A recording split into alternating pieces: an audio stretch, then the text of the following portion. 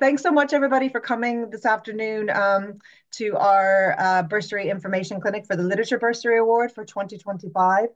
Um, I have a presentation which is in PowerPoint, and I'm going to pull it up here in a second. And you should be able to see my face and the PowerPoint at the same time. As I mentioned to people who were already here, we're recording this session, so it will go up on our YouTube channel after this is over. Might be a day or two. This presentation will probably be really similar to other presentations we've done before about the award. It hasn't changed hugely. And all the information that I'm going to be covering today is in the guidelines. So if you just bear with me, I'm going to share my screen. Just bear with me a second longer.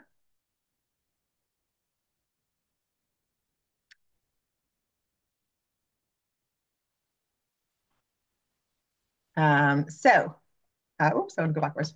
Um, so, uh, Thanks so much, everybody, for coming along. This is a presentation about the Literature Bursary Award 2025 here in the Arts Council. And who are we? My name is Sarah Bannon. I'm the head of literature with the Arts Council. I'm joined by my colleague Steffi Kelly, who's our literature officer. And Steffi's going to be helping me throughout the meeting just to gather up all your queries. And then Vanessa Carswell, who's our disability access officer. The presentation that we're going to make today is about half an hour to 40 minutes in length, and I'll just be talking really the whole time. If you have questions as they come along, you can put them in the chat. Steffi is going to collate all those questions as they come along, and then she's going to ask them to me at the very end of the session. We'll try to cover everything. We'll try to kind of group them by type. If your question is really personal or really specific to you, I would advise you to just wait and maybe email us after the session or give me a ring. Our details will be given to you at the end of the presentation. But if you have a query that you're confused about something I've said or there's something I haven't covered, please feel free to put it in the chat and we'll try to answer as many as possible. So here we go. So before I get into just talking about the Literature Bursary Award and what it is, I wanted to talk a little bit about our support for literature, the wider context for that in the Arts Council. So our literature policy puts the artist at the heart of the art form. And that's not just about the direct funding that's provided through the Literature Bursary Award. There are a lot of other important ways that our work supports writers, particularly when they're starting out. We support a huge number of publishers and journals. They're a critical outlet of support for writers at all stages of their careers. Newer publishers and journals are funded through our Literature Project Award and through Arts Grant funding. And those publishers and journals that are core to the infrastructure are funded in strategic funding. And last year, we supported over 30 publishers and journals, and they're all listed in our website and literature page. And I suppose from our point of view, these journals and publishers provide a really important opportunity for writers to submit work, to have their work edited, to have the process of working with an editor, to have the process of having work maybe rejected, but getting a good letter back. All of that is really important to a writer's career. Sorry. So we also support festivals and events. We support those through strategic funding, arts grant funding, our project award, and the festival investment scheme. And we support things that are really, really small, that are maybe focused on maybe the short story form or just one genre of writing, to very large festivals that maybe go over 10 days, something like the International Literature Festival Dublin. And those that are very niche, as I say, that might just be focused on one particular form of writing, to those that are multidisciplinary. And again, when we're thinking about the writer, what's really important about these opportunities is they give writers a chance to meet their audiences, to talk about their work, maybe just sell a few books, raise awareness of themselves. But it's also a chance for writers to meet one another. And a lot of times these festivals have workshops and kind of ancillary programs that are designed for writers at all stages of their career. And then we support this range of resource organizations. There's Poetry Ireland, there's the Irish Writers Centre, Children's Books Ireland, Munster Literature Centre, and Literature Ireland, which is very much focused on promoting Irish literature abroad. And all of these organizations work to support writers in their individual practices and making conditions better for writers. And a lot of times when people come to us looking for advice about what to do when they're starting out or even when they're mid-career, we refer them to these organizations because they have a range of different supports that are really, really helpful. So now that I've gotten that out of the way, it's just kind of remember the context. We're going to talk about the Literature Bursary Award for 2025 and the guidelines for applicants. So there's three things I just want to remind you before we begin. One, that we have access supports, and Vanessa is going to be talking to us in particular about those kind of supports that are available to any applicant who might have a disability of any sort. And Vanessa will talk about that in more detail a little bit later on. We're always welcome to new applicants. We have an EDI policy here in the Arts Council, and we encourage applications from all areas of the community. And so we have an EDI policy, which you can read on our website. But again, we're really trying to diversify the kinds of individuals who we're supporting here in the Arts Council. And then finally, everything that I'm going to say today is actually in the guidelines. So I may be saying it, with more hand gestures and you're hearing it, not reading it, but everything is here. And so if in doubt, you should be able to find the answer to any of your questions in the guidelines for the award. We spend a lot of time trying to make those as clear as possible, and we try to improve them year on year. So there are 2 rounds of Literature Bursary Award every year. And this year, the first closing date is Thursday, the 13th of February, 5:30 p.m. And the second round is Thursday, the 19th of June. Writers can apply for either one of those deadlines, but not for both. You choose one. The reason we have 2 deadlines is really just to suit the planning cycle of artists, that some artists are all kind of raring to go in January, the beginning of the year. Other artists may not be quite ready with something, and the summertime suits them better. So it's not to give you 2 shots at a bursary, it's just to give you a choice about when you want to make your application. We've made a few changes in this round of the guidelines. Like, we've been running literature bursaries since the 1970s, and every year we make a few changes. But really the fundamentals have stayed the same. But there are 3 changes that I just want to draw your attention to. And again, we draw your attention to these in the guidelines. Firstly, in section 1, we've emphasized that bursaries should be applied for when a writer or a literary artist is at a critical stage in your writing. So the bursary isn't intended to just be about carrying on and living support. It is about you're at a particular point in maybe a writing project or in developing a collection, and you think, this is the time that I really need a fair wind behind me. I've got enough done here, and now is the moment that I really need to seize and I really need support. And then we've also noted that those who've received an Arts Council Writer in Residence for 2025 can't apply for Literature Bursary. That's a 30,000 euro award that we've already awarded for this year. So those very lucky writers can't apply for a bursary this year for obvious reason. And then we've also included specific guidance about supporting material for graphic novels and comics in section 1.8. And we'll get to that in a little bit. But those are the 3 main changes. So what kind of writing does the Arts Council support in the Literature Bursary? You can apply for the following types of literary writing. So fiction, poetry, creative nonfiction, which is usually memoir and essays, and then children's fiction and poetry, including picture books. And so this award is open to both writers and picture book makers for children's picture books. And we also support original graphic novels and comics. So what kind of writing don't we support? We don't support screenwriting, journalism, religious writing, professional, instructional, or academic writing. And if you're a playwright, of course, we support playwriting, but that's the responsibility of the theater team. So you should talk to them about supporting your playwriting. So the purpose of the Bursary Award. It's intended to allow professional writers and picture book artists to spend more time on the creative work when it's at a critical point in its development. And what do we mean by professional? We get asked this question quite a lot. So although you might not make all of your income from being a writer or from being a picture book maker, you must identify yourself and be recognized by your peers as a professional practicing writer or illustrator. And you need to demonstrate in the CV that you give to us and submit as part of your application that you have some professional experience as a writer of creative work. So you have to have done something.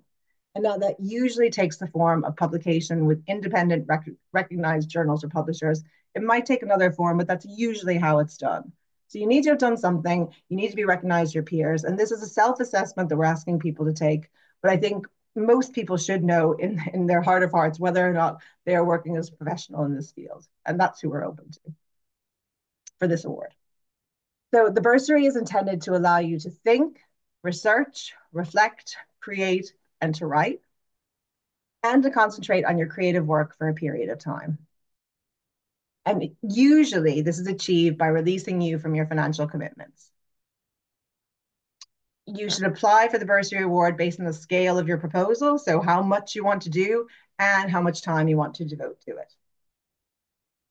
So you decide you're going to make an application. Okay, so you download the form. That's all on our website. You've read the guidelines many, many times, and then you go and you download the form. Now, the first two questions are autobiographical, and they're helping us to build a picture of who applies for funding.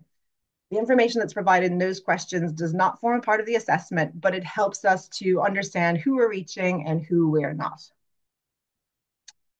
So this is what the application form looks like, although I've switched it into this.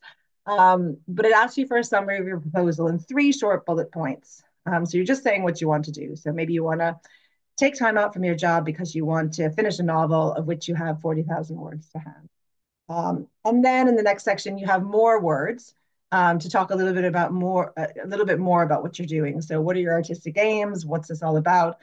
You have 500 words here. And then the next question is to ask you about your application for the bursary and how it meets the criteria for the Literature Bursary Award. And we have 3 criteria for the Bursary Award. The first is artistic quality, and that will be demonstrated both in the quality of the idea that you're putting down in the application. It will be demonstrated through your CV that you've submitted to us, and it will also be demonstrated in your work in progress or the sample of work that you're going to be submitting to us. And we'll talk about that a little bit later. But that's the really, really important criteria within this award. So you talk about that. You're going to talk about this yourself in the application. The next criteria is how it meets the objective of the award. You know, how are you at a critical point in your writing? Why now for a bursary? And then finally, if it's feasible. So how do we know that you can pull this off? How do we know that by, awarding public funding to you, that you'll be able to achieve the things that you're setting out? So then that follows. There are a few more questions there. But then the next part that I just want to talk about a little bit, because this is a part that makes people really, really nervous when they're applying for the bursary, is the budget. This is a really simple template that the Arts Council has across all of its awards for individuals. And we're looking for you to itemize the expenditure that you have in relation to your proposal. And we're giving you some prompts here. You can put something in against each prompt, or you can leave some of them blank, but you have to have some expenditure. And then we're asking you for any income that you have for your proposal. Now, sometimes there's no income coming to your proposal, or maybe you have savings, or maybe you have money coming from another source that's allowing you to pursue this. But then the amount that you're going to be asking for the Arts Council is the difference between your expenditure and your income. So the emphasis here in the award is on buying time. So that means the amount that you request should include an amount that you're going to pay yourself for the time that you're going to spend developing your practice. And that can be the whole thing. That can be 100% of the award, can be your fee to yourself. That's okay in the bursary. Not so for other awards, but for the bursary, that's okay. But you can also apply for things like fees that you might give to mentors or collaborators. And you can also apply for some materials, and that can be just up to 15% of the total amount requested. So this isn't a capital grant, it's not for equipment, but if there's small things that you need within that, of course, you can apply here, but it can't be more than 15% of the amount you're requesting. And then we made this change a good few years ago, but we are asking writers just to apply for one of these 3 amounts: 10,000 euro, 15,000 euro, or 20,000 euro. And we introduced this really to take the guesswork out of this for individual writers and picture book makers, and to really encourage people to just kind of think about this as a fee to themselves and the time that they would need. We don't need really personal information within the budget about your rent cost, your mortgage, or that. We just need a figure of how much you think you need to pull this off, and we want you to apply for one of these 3 amounts. So, and then the amount requested from the Arts Council, that's the difference between the expenditure and the income. And it's going to be 10,000 euro, 15,000 euro, or 20,000 euro. So I'm like a broken record now. You can only apply for those 3 amounts. If you apply for more than 20,000 euro, it will be ineligible unless you're applying for access costs. And we'll get to that later. But if you apply for less than 10,000 euro, you'll be deemed ineligible as well. And if you apply for 10,100 euro, the most you can be awarded is 10,000 euro. Just kind of think about that. So we're trying to make it is as simple as possible for people. So then at the very end of the application, you get a supporting material checklist, and you'll be going through all this. And I'm going to talk about the supporting material you're going to put in with your application next. So these are the things you need to put in. Number one is your CV, and that's your artistic CV. So it talks about your achievements as a professional artist with a focus on your literary work. And this is going to form a really essential part of your application. This is where you're going to outline to us why you are a professional writer or illustrator, and why you have experience or where you have experience as a literary artist. And then the other piece of supporting material that you must include, and this is mandatory, and so is a CV, is a work in progress. So a work in progress forms a essential part of your application.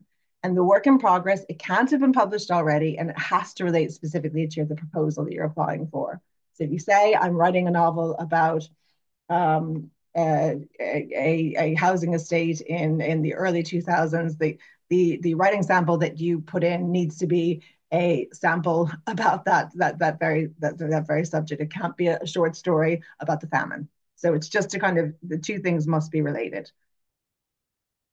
So we have very detailed, and I'm not going to read these all out because you can read them for yourself in the guidelines, but we've put in very detailed requirements for what we're looking for each of these. And for professional writers and picture bookmakers, you're used to these kinds of requirements. This is what publishers are going to be looking for. This is what agents are going to be looking for. And so please do try to follow the guidelines that we've given you. So for prose, we're looking to up to 4,000 words of the work in progress. We have guidance around the font and the spacing. For poetry, we want 10 pages of poetry that's single spaced and no more than a poem per page. And then we have very specific guidance for children's picture book artists and for comics and graphic novels. And we arrived at these in consultation with both Children's Books Ireland and with Dublin Comic Arts Festival, just to try to get good guidance on these. Okay. So in addition to those two pieces of absolutely mandatory supporting material, you also can submit extracts of previously published work if you have them. Okay? You don't have to, and there's no guarantee that they'll be read, but you can. And if you're going to be working with other people, like say you have a mentor, you're going to be working with an organization, or they're really essential to your application, you need to include biographical information about them. And if your sample that you're putting in, if it requires some explanation or from some context, you should provide that. It's to remember that the people who are going to be looking at this application may not, it's going to go through many hands. It's going to go through our team, and I'll talk about this in a little bit, but it's going to go through a number of different people. And you should really assume that nobody knows anything about you, and you're using all of these materials to try to make the best case for yourself. The biographical information in the application doesn't count as your CV, so don't make that mistake. Sometimes people think that. And then the supporting materials, they need to be separate and additional to your application form. And as I just said before, a number of people are going to be reading this, so make sure your documents are readable, they're clear, make sure that you're giving all the context that you have, that it's like easy to navigate, and it's a nice, like, for lack of a better word, user experience for the person reading it. This is your chance to kind of show your work. And I think one of the things that we pride ourselves with this award is that we are asking artists to submit work. There are other arts councils that really rely only on the content in the application form. That's not only what we're looking for. We're also looking for samples of the actual artistic work. And this is your chance to, sell yourself, again, for lack of a better word. So I'm going to hand over here in a second to Vanessa, who is going to talk to you about access supports. So Vanessa, I'm going to put the spotlight on you, which I know you love. So hold on, there we go. That is Vanessa. Okay. Yeah. Can you hear me, Sarah, maybe? Um, yeah, being in the spotlight is absolutely my favorite place to be, which is why I do such a public role. So first I'm going to apologize for being in my car. Um, I am, in that perennial search for a room of my own. So let's move on and talk about the access supports. I'm the Disability Access Support Officer for the Arts Council, and I work with my colleague Carla, and we help support artists with disabilities.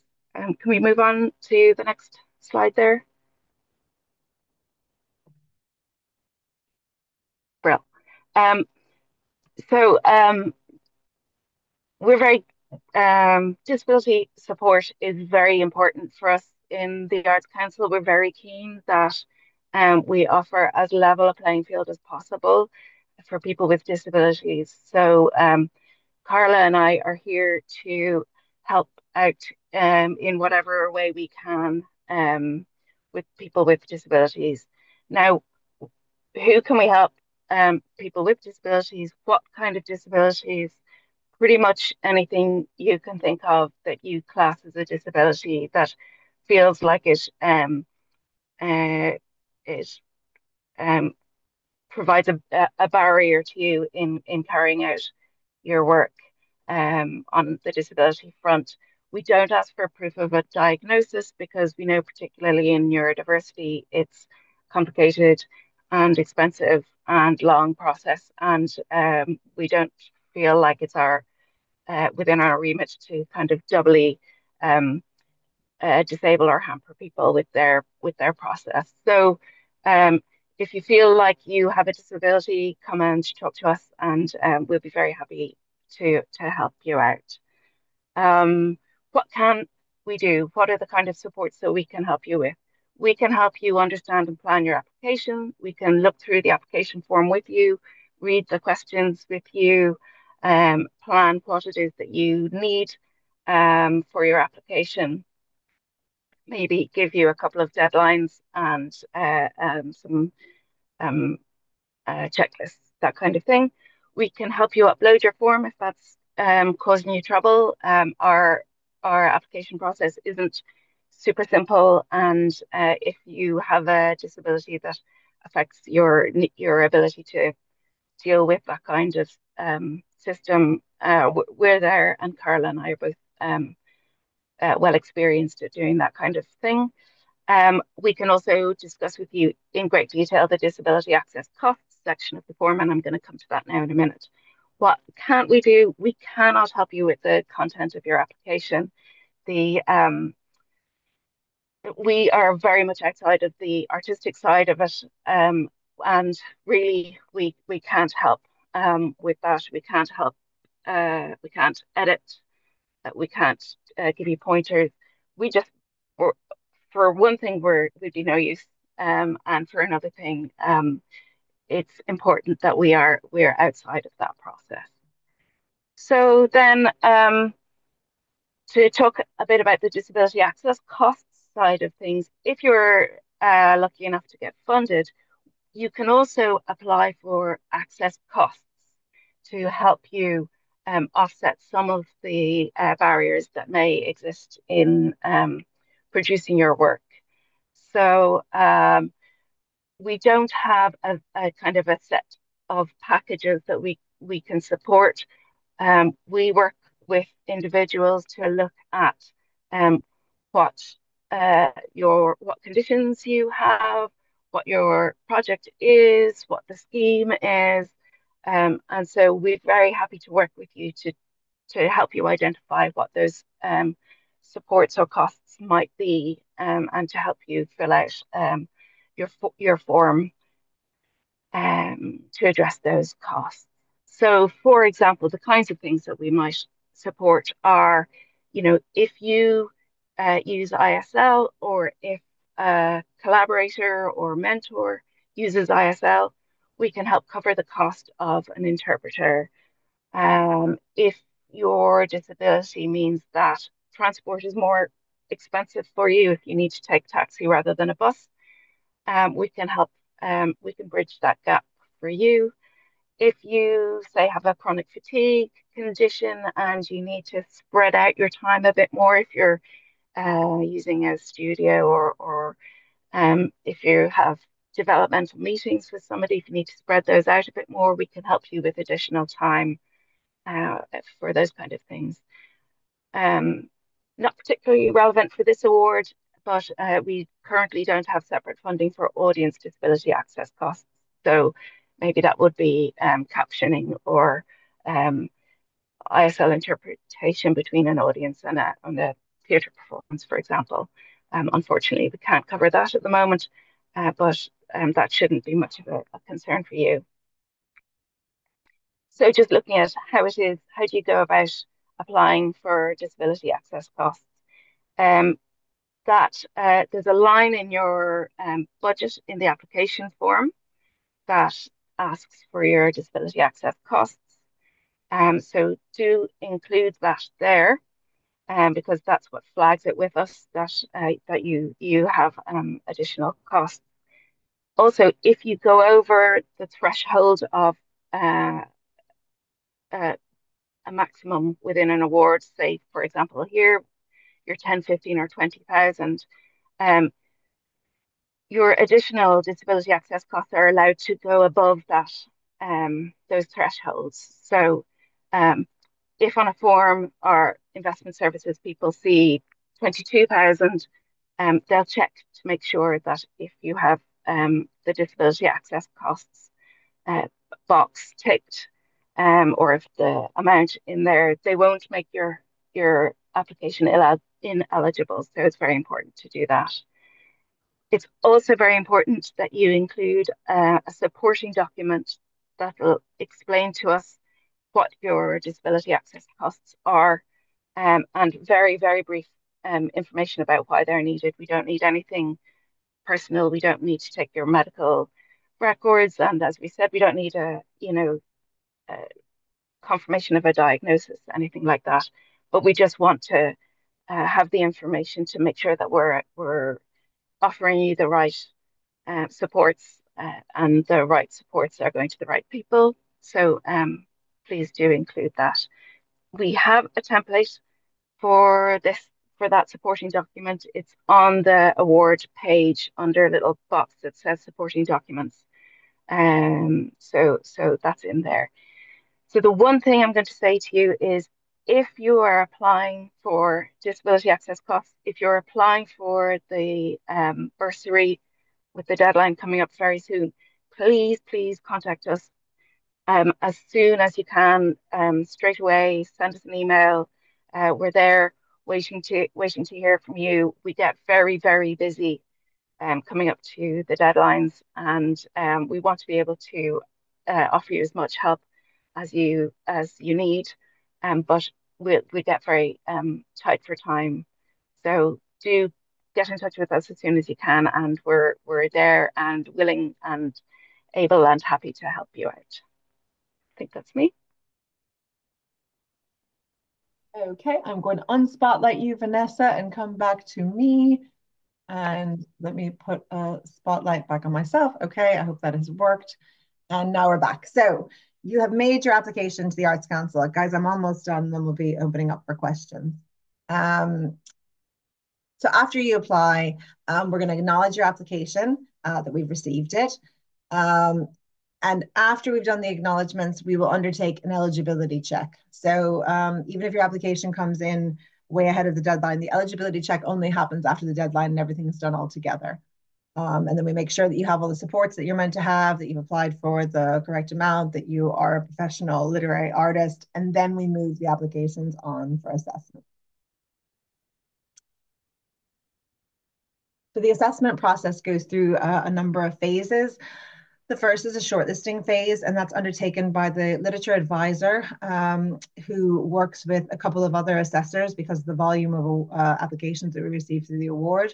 And they go through each and every application that we receive and shortlist and not shortlist based on their criteria, based on how well the applications meet the criteria. The shortlisted applications then move on to a peer panel. The peer panel changes every round. It is made up of individuals who are practicing in the sector.